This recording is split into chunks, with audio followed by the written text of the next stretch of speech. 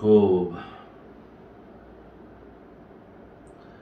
مرد با طرف زن گوید که فکر کن جوابت را دادم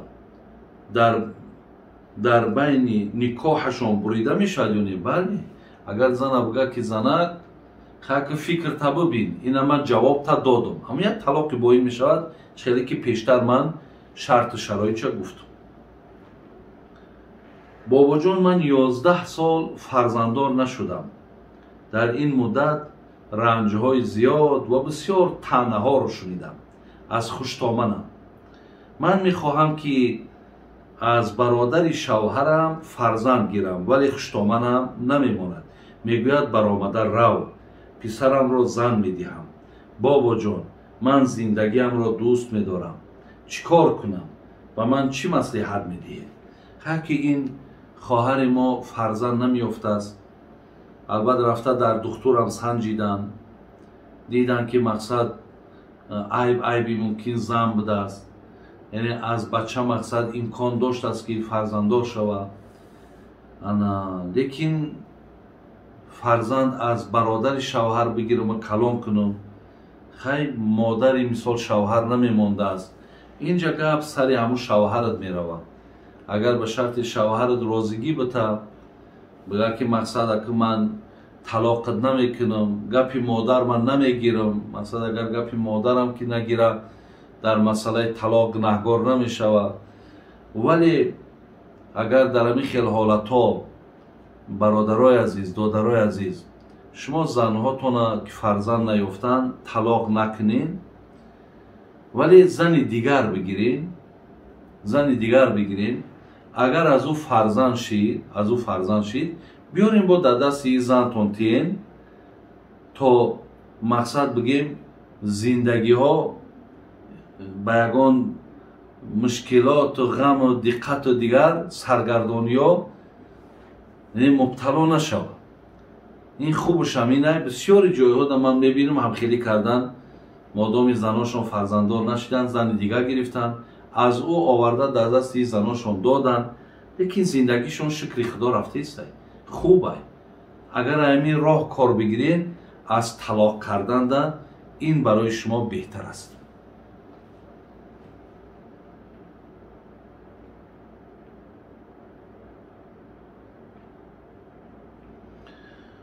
خب بابا جان آیا نماز سر آفتاب است و در کدام وقت میخوانی؟ نماز سر آفتاب میگیم ما تاجیکا. اینا نام این نماز اشراق هم میگیمش یا شروق میگن یا نماز ضحا میگیم. نماز ضحا در حدیث های بخاری و مسلم برادرای عزیز آمده است که یکی از نمازهای نافله اینا هم یعنی خواندگی ثواب نخواندگی گناهگار نمی شود لیکن ثوابش بی‌نهایت بلند است. پیامبرمون میگه کسی اگر نماز ضحا را یعنی نماز سر آفتاب اگر ادا کنه یک حج و یک عمره حدیث تامتین بین یک حج یک عمره پره در نامه اعمال نویسنده میشه. یعنی این برادرای عزیز وقتی که آفتاب میبراید پیامبرمون طریقش همین بود که در مسجد نماز میخواندن و فرض میخواندن بعد با ذکر مشغول میشید. وقتی مقدار یک نیزه میگیم یعنی آفتاب وقتی بلند میشود روشنیش وقتی که روشن میشود حضرت میخواستن مقصد 2 رکعت نماز ضحا میخواندن. هر یک سوره را که بخوانید میشود.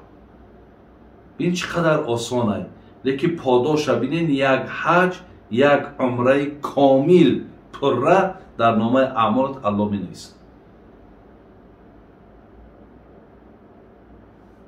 در وقت فتح مکه وقتی پیامبر مکه را فتح کرد در اونجا 8 رکعت خوندن. ببینین او میهانی هم میارد میگه پیامبر نازنین بعد آنی که فاطمه دخترش چادر قپیدن حضرت غسل کردن بعد غسل میگد همون 8 رکعت بگیم نماز ضحا خواندن نماز سر آفتاب خواندن یعنی این اقلش میگن کمترینش 2 تای مابینش 4 تای بین افضلش میگن 8 تای بیشترش از همه زیادش 12 رکعت ای لیکن کسی که اگر به شرط نماز ضحا میخوانین در حدیث های دیگر پیامبر آمده است که نماز شب و روز 2 تا یعنی ما حتی نماز تهجد هم بینین وقتی 2 تا میخوانیم یا 4 تا یا 8 تا یا 10 تا یا 12 تا یا 13 تا ما 2 تا میخوانیم برای همین اگر کسی خواهد که 4 تا بخواند 2 تا بخوان 6 تا 2 تا بخوان 8 تا 2 تا بخوان برای همین بهترش همینه لیکن کمترینش همین 2 رکعت ای انشاءالله بسیار ثوابی زیاد داره حاضر شکر همین اینترنت ها هستن شما در همون اینترنت ها دارین تاجیکستان ها بیاوین آفتاب برآمدن شبین ساعتی چند است مثال ساعتی 5 نیم همون حالت هم میتونه که نماز ظهر رو بخونیم روزه ماه شوال در روز جمعه اگر راست بیاد گرفتنش درسته جمعه را فقط خودش خاص گرفتن ممکن نیست یعنی من به خاطری که امروز روز جمعه خب فضیلت های خودش دارد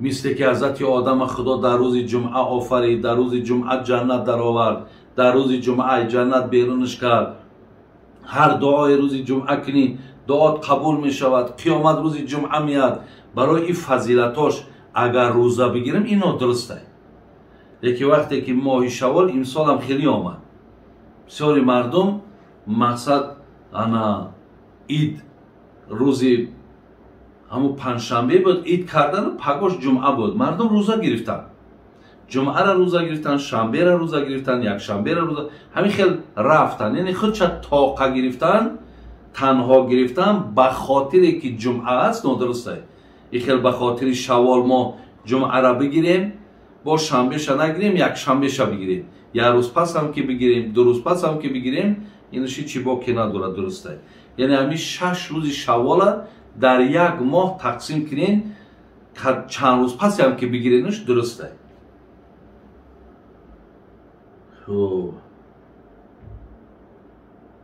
آیا حلقه ذکر در قرآن آمده است یا نه حلقه ذکری که در قرآن آمده است برادرای عزیز معناش همین امر به معروف نه از منکر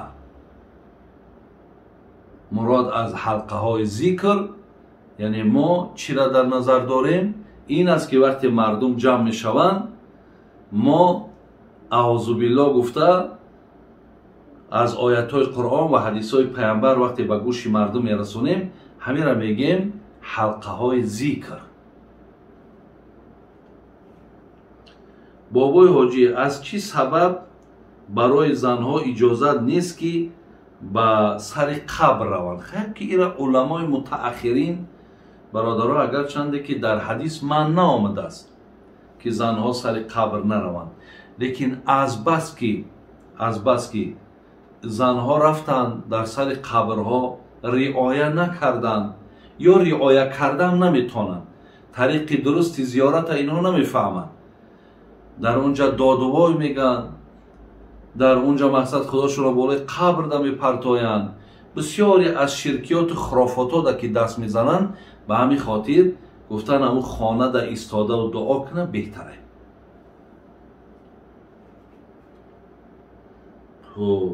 زنی که در حالت حیض باشد میتواند که خمیر یا نان پزد بله میتواند این فقط در نزد همون آیین یهودی ها وقتی زنها که حیض شوند اونا رو تماما جاگه خوابشون جدا میکنن چایخوری و نانخوریشون جدا میکنن ولی این در اسلام این گونه نیست برادران زنی که اگر بیماری حیض هم که داشته باشد با مردکش در یک طبق نان میخورد سر یک دسترخوان میشینن آب نان خمیر چیزی که باشد کردن میگیرد این یگان مقصد جایی بگیم دهشت و جای بدبینی و جای فلاکت حلاکت نیست.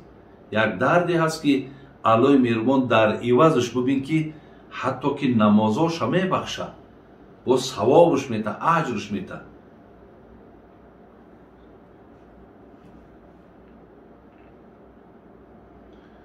استاد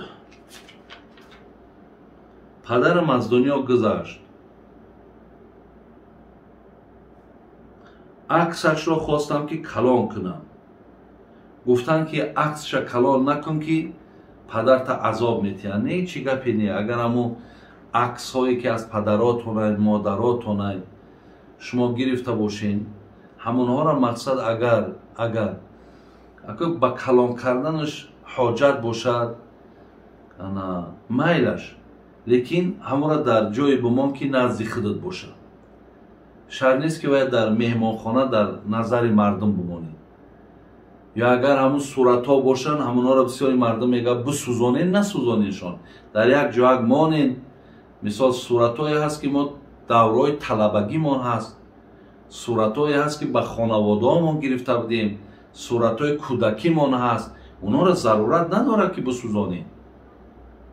او صورتی را که در حدیث آمده است، او صورتی هست که به دست کشیده می شود، به این فوتواپارات صورت میگیری، به این مقصد ای را اجازت داده گرد. این فوتواپاراتشی چی گپی نداره. اویی که به دست میکشن صورت، مثال در حدیث منعش ای او جهت آمد، لیکن این فوتوگراف هایی که مثال ما صورت هایی که داریم اینا را بین نبرین، نسوزانین. اینا را مانیم بیسته این آدم از یک سال نگاه میکنی، یک بیات میاری، با یک وقتا که خوش میشوه، یک آن گناهی نداره. فقط همونا را در پیش چشم مردم نبراریم. بسیاری جا میریم تا گرد و بگردی خانهش در تمام عائله و اولاد چه آورده مانده است. این شکل بگیم از معرفت و مدنیت این مردم تاجیک ما نیست. یک جا یک بمان برای خودت، یک کسی دیگه مقصد آچه ترای، بچه ترای، پدری ترای، با دیدن او مثال در او آدم یگان دیگرگونی و یگان فرقی نیست. او همش عزیز برای خودت. بابا جان در سنت نماز قامت را گویم درست است؟ نه، این اذان الاذان و سنتون للفرائض فقط. اگه اذان ها و قامت ها فقط برای نماز فرض است. ما میتونیم که بیم سنت پیشینه بخونیم، بعد اذان بگن، بعد قامت بگن. یعنی به اذان و به قامت ما سنت هم میخونیم، اذان و قامت فقط برای نماز فرض است. آخران سوال میخونم. بابای حاجی، من در مهاجرت همراهی کلین عمکم در یک خانه زندگی میکنیم که خانه از پدرم است. آیا اسلام اجازت میدهد که ما در یک خانه زندگی کنیم؟ برادر عزیز، این دادر ما همراهی کلین عمکیش در یک خانه زندگی میکردن، در مهاجرت خانه پدرش بود است برادرم. این کار دادر عزیز ما وقتی همین گپی ما به گوشت رسید، حرکت کن که برای همون کلین عمکید، حتی اگر زن عمکید باشه، حتی دختر عمکید باشه، اینو همه برای تاخی مقصد کلین عمکت و دختر عمکت یا نیکارس ها. مشکل در یک خانه میستین. ما حدیث داریم از پیغمبرمون، بخاری روایت میگه ایاکم و دخول علی النساء، شما حرکت کنین که در خانه که زن باشد اونجا داخل نشوین، زیرا این که پیامبر میگه سیوم شما شیطان میشود. حدیث داریم ما در لا یخلون احدکم بامرأة الا و معها ذو محرم، هیچ وقت در جایی که زن باشد محرمش خطیش باشد بدرو میگه، محرمش نباشد نه در اونجا میگه. چه شما شب روز میکنیم؟ حتی در دیگر حدیث ها دیدم که میگه бачаак ҳам агар ҳофизи қуръон бошад, занак ҳам ҳофизи қуръон бошад, мега шуморо ин кор дилтона набарад ки ман ҳофизи қуръонам, ман ҳоҷиям, ман суфиям, ман шайхам. ба ин эътиқодое ки имрӯз мо дорем бародарон, бо ин тавфиқое ки имрӯз мо дорем, мо шуморо ҳамин шайтон бовар кунем бозӣ медаронад. шумо ин қадар бехабарем ки имрӯз бин бисёре аз падарҳо духтарҳошона расиданд. оли куҷои келини амак духтарҳошона расиданд, хоҳарошона расиданд, то модарошон ҳатто мисол дастдарозӣ карданд. бар ҳамин бародар замоне ки ҳамин сухани ман ба гӯшат расид, ҳаракат кун ки тезтар ё зана дар ҳамун хона бумон, бо ягон маҳрам, бо ягон зани дигару худут ҷидо бира зиндагӣ кун, ё ӯвора як ҷои дигар қати занҳо бару худут танҳо зиндагӣ кун. зеро даст ба ҳамин кори ҳаром мезанӣ, баъд дигар афсӯс мехӯрӣ, фоидат намекунад. бисёр дар ҳамин масъала додаро хоҳаро эҳтиёт кунед, бисёр эҳтиёт кунед. ҳоло бин ҳатто паямбармон мега фарзандакотон ки агар фарзандакотон ки камтар огаҳӣ пайдо кардан, мисол 7сола ва 8сола шидан, шумо дар ав ҷойгоҳи хобшона ҷидо кунед.